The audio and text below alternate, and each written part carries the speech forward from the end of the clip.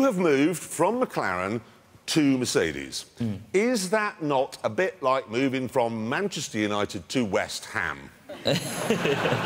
Well, firstly, thanks for the warm welcome, everyone. How you doing? Don't change the subject. Good to be back. Yeah, no, it's a big change for me, obviously, but I'm really, really excited about it. You know, everyone is criticising it and everyone has their own opinions, but, you know, for me, I've been at McLaren since I was 13. It was a long, long period there.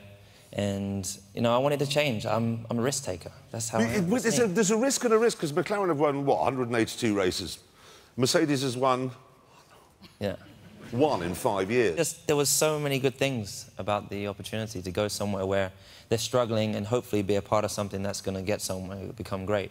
Michael did it years ago with Ferrari, and there's no other driver that's done that, really, so I want to do something like that. I'm looking to be the all-time great, and that means winning in all areas. Being purposeful and having real setting intentions each day, no matter how big or small. And, you know, when I wake up and looking in the mirror, brushing your teeth, then stop for a second and say, okay, today's going to be the day. Today's going to be great. And no matter what you're faced with, you know, just whatever you come out with. Yeah, talking to yourself. And one day's going to be in Formula 1. I grew up in racing. My first car was remote control, and even though I was only 4, I already had a competitive streak. I mean, look at me. Have you ever seen a more intense kid? I started karting when I was 8.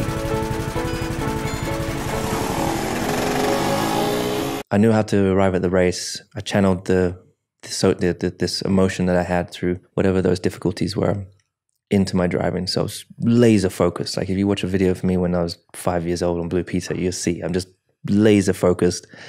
But being able to control emotions, being able to be calm and present, staying centered, there are loads of obviously different methods that people can use. The things that that I've started to incorporate over the years more in my life is things like stretching, things like yoga and meditation has been a real, but being able to sit still for a second and listen to the noises around you and understand you more and tap into that kind of inner child or whatever it may be. That's for me been taking that moment for yourself each day, treating yourself with love and being kind to yourself, you know, because I think for a long time I wasn't kind to myself. And what do you feel is the hardest thing you've had to do in order to be who you are today?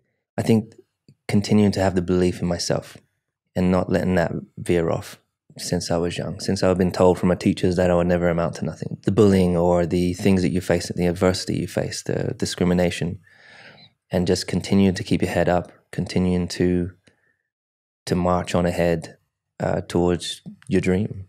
And never losing sight in that. I think that's definitely for sure the most difficult thing is keeping your goal and your eyes set on that and not being distracted, not giving up. I think the easiest thing in life is to give up on whatever you're focused on or whatever you're hopeful for. The hardest thing is to keep going, but we have to. Like we have to continue to hold on. And I would imagine for so many people out there, that is probably the most difficult thing. Imagine being in a Formula 1 car. Must be very powerful, that. I wouldn't be a 4-time world champion if it wasn't for my dad. He taught me that if you want something, you need to go after it and never give up.